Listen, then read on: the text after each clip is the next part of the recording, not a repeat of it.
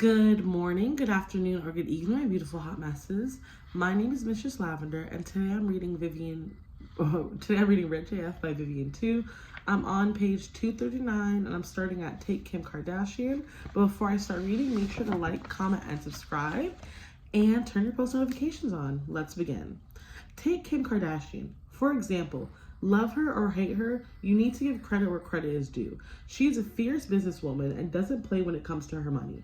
When she bought a new house in Malibu, she had a net worth over $1.2 billion and likely had the cash for a $70 million mansion. But she would never make such a foolish business decision. She has ways to put that cash to work that will make her much higher returns than just the appreciation of a single piece of real estate. She has private equity opportunities, startups begging her to invest, not only to mention Skims, SKKN, and the list goes on. Basically, she has ways to put her money to work. And if that money can earn her money faster than the interest on her mortgage adds up, then voila, instant money. Therefore, she got a mortgage. So rich people don't hate borrowing money. Heck, they're excited to take on debt that's growing at a slower rate than their investments because they get to pocket the difference. Even better, if they can take out the debt that grows slower than the rate of inflation. They don't even have to do anything, and they're effectively profiting. Bottom line here is that rich people understand that sometimes borrowing money is a great idea. They already know that their money can work harder than they can. Borrowing money to get leverage is basically just saying, okay, but how much harder could my money work if it could be in two places at once? There is really no way you can call yourself a financial expert and say that rich people don't have debt. Rich people do have debt, and it's how they get rich and stay rich. And when rich people find that they are able to get leverage on the cheap, they do not walk, they run. So this, besties, this is why debt is not a four-letter word. I mean, technically it is, but not a bad one. Again, debt is just something that can be used Used as a tool in your life, and it can help you become more, not less, financially empowered.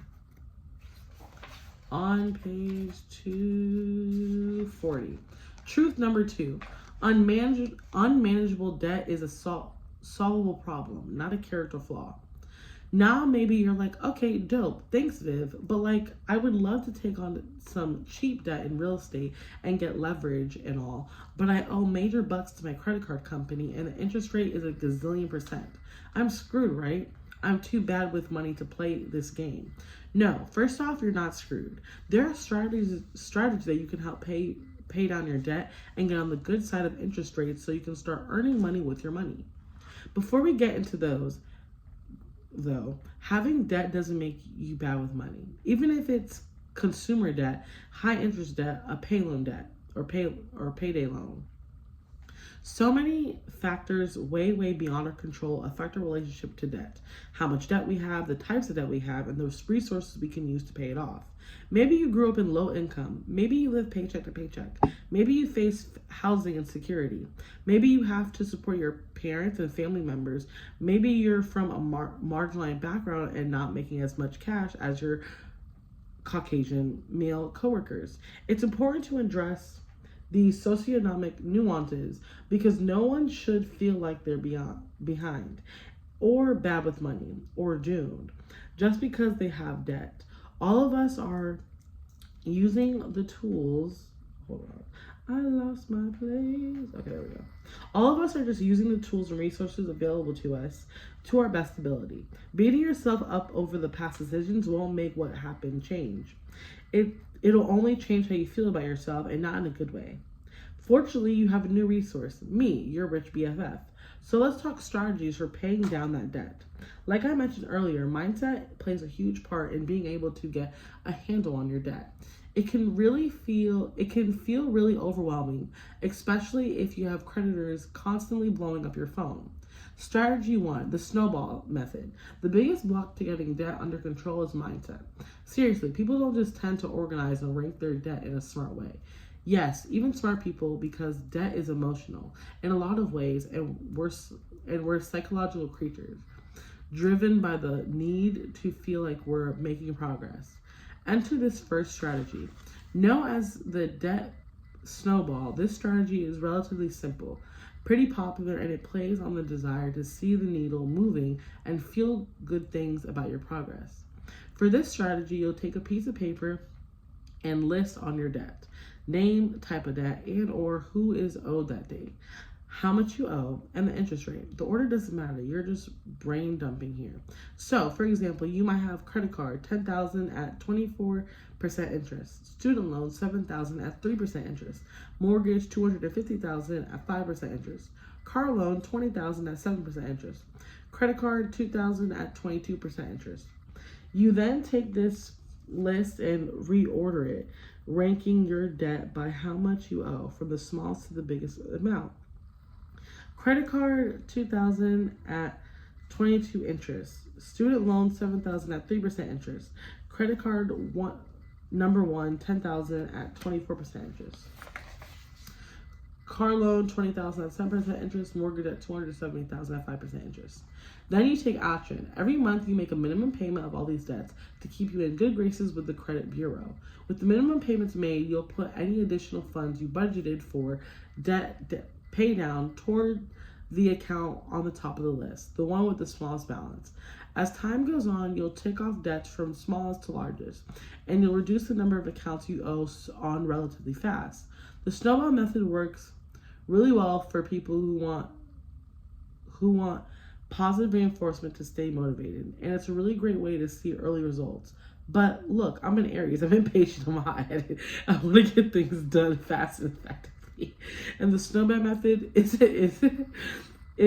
just isn't the fastest and most effective way to pay down debt. Don't get me wrong. It's huge to be able to close up an account. It feels good. But me, I'm just not going to pay any more in interest over time for the privilege of doing so. So let me introduce you to my favorite method, the avalanche. The avalanche method. This method still has you rank your debt, but this time instead of ranking from smallest to largest owed, you're going to rank from highest to the lowest interest rate. So if you start from the same interest, you have 10,000 at 24. Ranking by interest rate, the highest to lowest, you get credit card 10,000 at 24%. Credit card 2,000 at 22%, car loan at 20,000 at 7,000 interest, and mortgage 270,000 at 5% interest, student loan to that. From there, the process is the same. You make the minimum payment on all the debts, but put any additional debt down pay funds towards the account with the highest interest rate. This is why I love this method so much. By tackling debts in order of the interest rate, you get to pay down your debt on the fastest possible timelines while paying the least in interest. And if you love a little spreadsheet calendar to see your debt mapped out under both the snowball and the avalanche method, check out richaf.club to download my Excel book. Debt consultation. With both the snowball and avalanche method, you're ultimately changing the same thing with your debt, the total amount you owe. The only difference is that the order you tackle the pieces that make up the total. This strategy, on the other hand, can allow you to tackle the interest rate on your debt. Debt consolidation is when you take out a loan and use it to pay off multiple debts. You still owe the same total amount of money, but now it's a form of a single loan. That idea is that this new single loan will have a lower interest rate than your previous individual debts, so you're paying less overall. With your debts consolidated, you don't need to do any ranking, snowballing, or amlogic because you've rolled up into one package.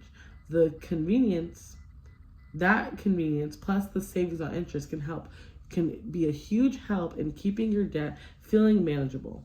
This strategy makes the most sense if your debt is mostly high interest rate debt, such as credit card debt. If the bulk of your debt is on the low interest side of things, like federal student loans or low rate mortgage, you probably won't be able to beat those rates by consolidating. The other thing to consider with debt consolidation is your payment history and credit score. To qualify for a loan and to get an interest rate that makes the numbers work, you're going to need a solid credit history so that a lender feels good handing you the money. But if you do qualify, But if you do qualify, the savings and interest can be huge depending on the bank, of course. Your solid credit score can help you get your overall interest knocked down to a single digit percentage. Instead of 20 to 25% on credit card debt, for example. To set up a debt consolidation loan, you reach out to a financial institution like your bank or credit union and apply. They'll want to know the amounts of debt and the current interest rates on those debts, as well as all the basics like your personal info and credit score. If they approve you for the loan, they're essentially agreeing to pay off your multiple different debts, and you're agreeing that you now owe the total on all those loans. Credit card debt relief. Credit card debt can be uniquely overwhelming. Not only are the APRs much higher than other types of loans like mortgages, but it's relatively easy to get a credit card compared to getting a loan to buy a house and get a degree. If you are straight up drowning in credit card debt, here are 3 credit card specific relief options you can try. I'm going to stop there. I'm on 245. I'm in the thing of credit card debt relief. But again, my name is Mistress Lavender. Thank you for coming. And don't forget to like, comment, and subscribe. And make sure to turn your post notifications on. Remember, the book is Rich AF by Vivian 2. I'll see you next episode. Bye. And remember, page 245, next episode.